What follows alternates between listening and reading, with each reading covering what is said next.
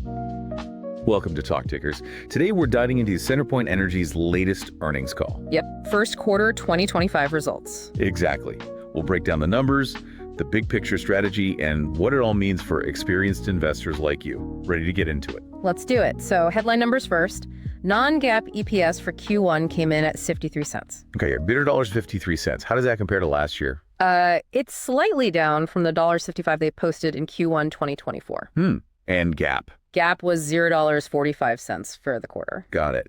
But what about the outlook for the rest of the year? Any changes there? No, they actually reaffirmed their full year 2025 non-GAAP guidance, still looking at $1.74 to $1.76 per share. Right, and that represents what, about 8% growth compared to 2024's $1.62? Precisely. 8% growth at the midpoint. They did mention, though, that they expect earnings to be a bit more back-weighted in 2025. Okay, back-weighted. Why is that? What's pushing the earnings towards the latter half of the year? It really comes down to the timing of recovering their capital investments.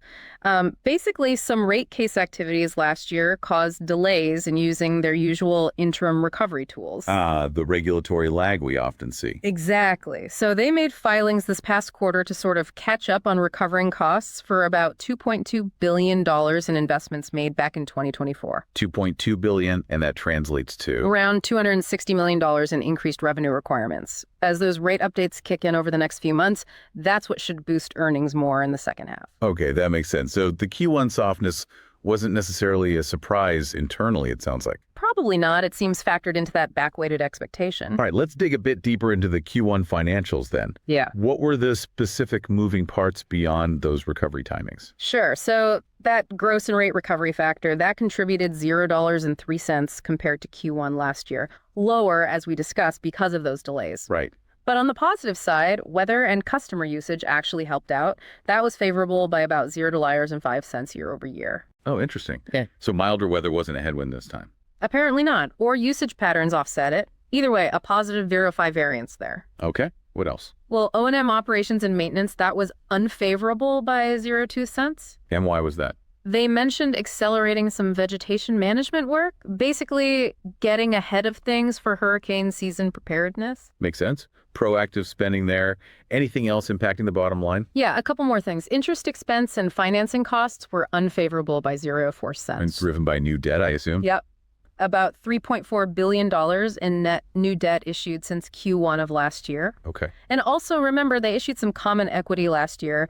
That resulted in about a 0.02 unfavorable variance this quarter compared to Q1 2024. Dilution effect. Got it. Okay, let's pivot to capital investment. That seems to be a huge part of the story here. What are the plans? They're sticking with their 2025 target of $4.8 billion, and they already spent $1.3 billion of that in Q1. Okay, $4.8 billion this year. But I heard they updated the longer-term plan, too. They did, and it's a pretty significant increase. The plan through 2030 is now up by $1 billion to $48.5 billion. Wow, nearly $50 billion.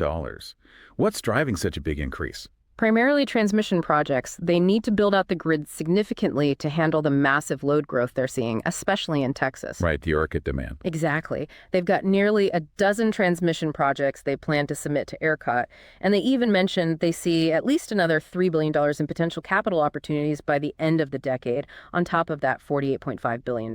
Incredible. So this load growth must be pretty substantial. Can you give some more color on that? It's really remarkable. Their interconnection queue, that's request to connect to their grid, has hit 47 gigawatts. 47. How much has that grown recently? It's up 7 gigawatts just since January this year. And get this, 6 of those 7 gigawatts are from data centers. 6 gigawatts from data centers alone, just in a few months. That's staggering. It really is. Now, management is still officially forecasting, perhaps a bit conservatively, a 10 gigawatt increase in peak load by 2031. Even 10 gigawatts is huge, though. That's a 50% increase in peak demand, right? A 50% jump, yeah. And that's the core reason for needing all this extra transmission investment, that minimum $3 billion extra they flagged, probably more later. It changes the whole game for grid planning. Absolutely. It's not just incremental growth anymore. This kind of concentrated high energy demand requires a different level of infrastructure and resilience. Okay, shifting gears to the regulatory side, how's that looking? Any major updates? Things seem to be progressing relatively smoothly there. They've got final orders in 3 of the 5 big rate cases they've had going over the last 18 months or so. Okay. Another order is pending for their Minnesota gas business, but they've reached an all-party settlement there, which is usually a good sign. So less regulatory uncertainty going forward. That's the idea. Once the Ohio gas case wraps up, they expect over 80% of their rate base to be clear of general rate cases for about 4 years. That provides a lot more predictability. That's definitely helpful for planning and for investors. Anything else on the regulatory front? Houston Electric.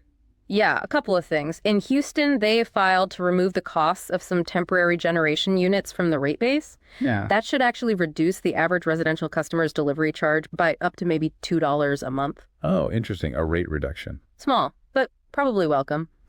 Also, their system resiliency plan refiling is heading to mediation next week.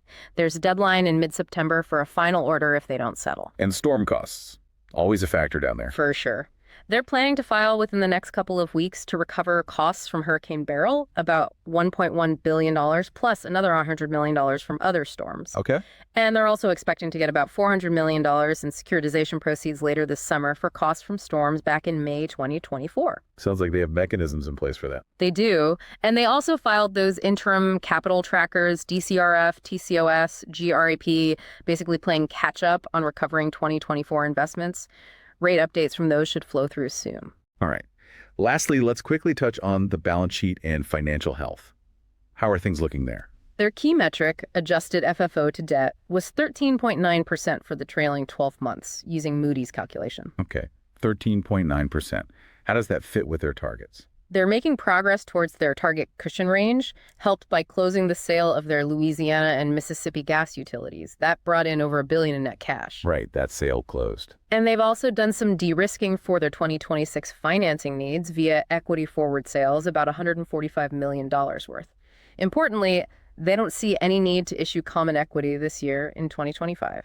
Good to know. So wrapping up the investor view, guidance reaffirmed, big capital plan increase fueled by massive load growth, especially data centers in Texas, and a more stable regulatory picture emerging. That sums it up pretty well. Strong growth signals, particularly from Houston Electric, underpinned by that booming regional autonomy. But it requires significant investment, obviously. And managing the associated debt that comes with that investment will be key. Absolutely. It's a balancing act. The de-risked regulatory profile helps provide some earnings stability to support it. Okay, great summary. Now let's shift to our "This is not financial advice" segment. Time for an outrageous but plausible trade idea based on all this. What have you got? All right, thinking about this massive build-out needed in Texas, not just CenterPoint, but across ERCOT, driven by this incredible load growth, data centers, industrial demand. Right, the infrastructure needs are huge. Exactly. So here's an idea. Forget CenterPoint stock itself for a moment. What about the companies supplying the critical gear for all this new electric transmission? The picks and shovels play. Kind of. Think about companies that make high-voltage transformers, transmission towers, advanced conductors, substation equipment, specifically those with a strong footprint or supply chain serving Texas and the ERCOT region. So a long position in transmission equipment suppliers. Yeah. It's a bet that CenterPoint's $48.5 billion plan, plus whatever other utilities in ERCOT are doing, creates a sustained surge in demand for this specific type of heavy electrical equipment. You're playing the broader infrastructure build-out. Okay, that's definitely plausible.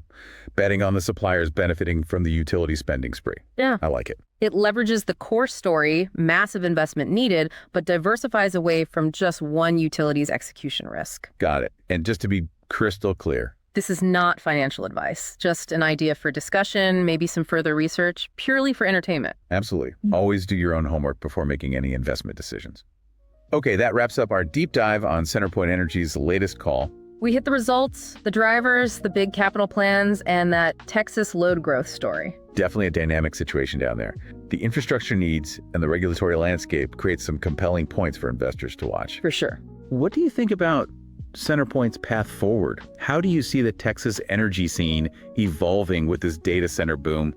We'd love to hear your thoughts. Join the conversation. Yeah, let us know. We'll be back soon with another breakdown.